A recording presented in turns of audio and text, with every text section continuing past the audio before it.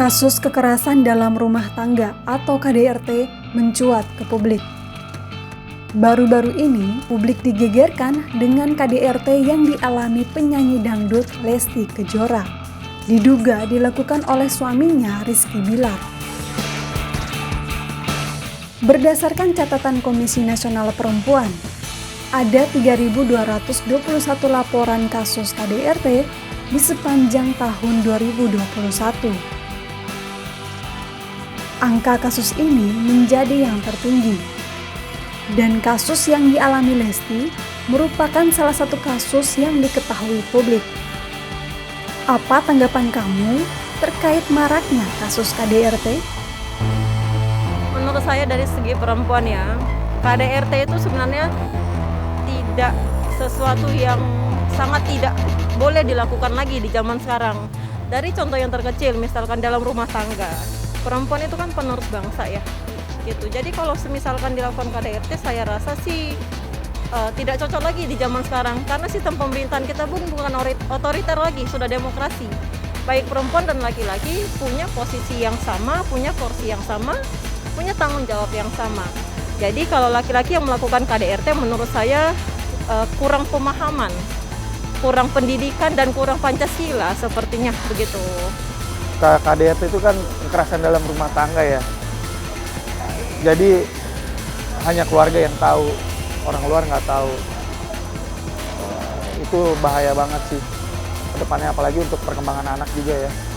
Sebenarnya sih untuk laki-laki tuh nggak bisa main tangan langsung ya Kak. Kalau misalkan emang bisa dibicarain dengan baik-baik tuh bisa aja.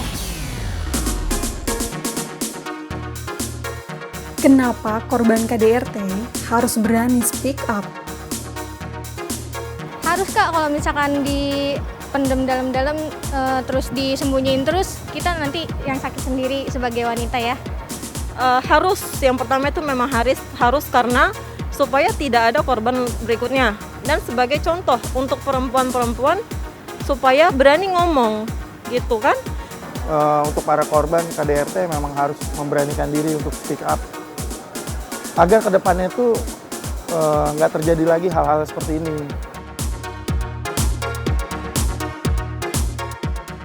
Bagaimana peran orang terdekat korban KDRT? Peran dari orang terdekat itu sangat penting buat saya ya. Karena awal mula mungkin mereka berani speak up dari peran-peran orang-orang terdekat.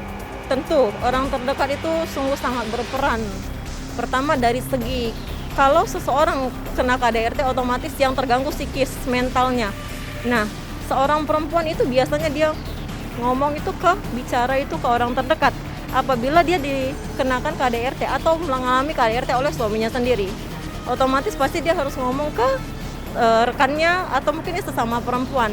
Pasti itu yang terdekat, tidak mungkin ujuk-ujuk dia ngomong sama orang yang tidak dekat dong. Saya rasa nggak make sense seperti itu. Harus support luar dalam Kak untuk mental yang kena KDRT itu. Perlindungan seperti apa yang harus diberikan kepada korban KDRT? Saat ini perlindungan belum ada ya untuk korban-korban KDRT itu ya. Mungkin perlindungan saksi ada, tapi untuk perlindungan KDRT ini belum banyak dan belum ke blow up, belum muncul di permukaan.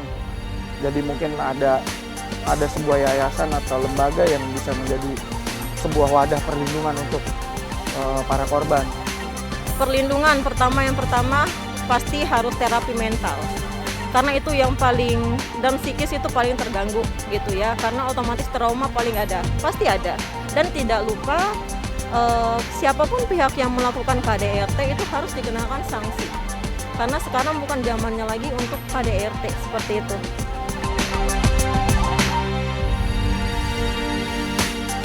Gimana tanggapan kalian terkait KDRT yang masih sering terjadi? Tulis komentarnya ya, dan jangan lupa like dan share video ini.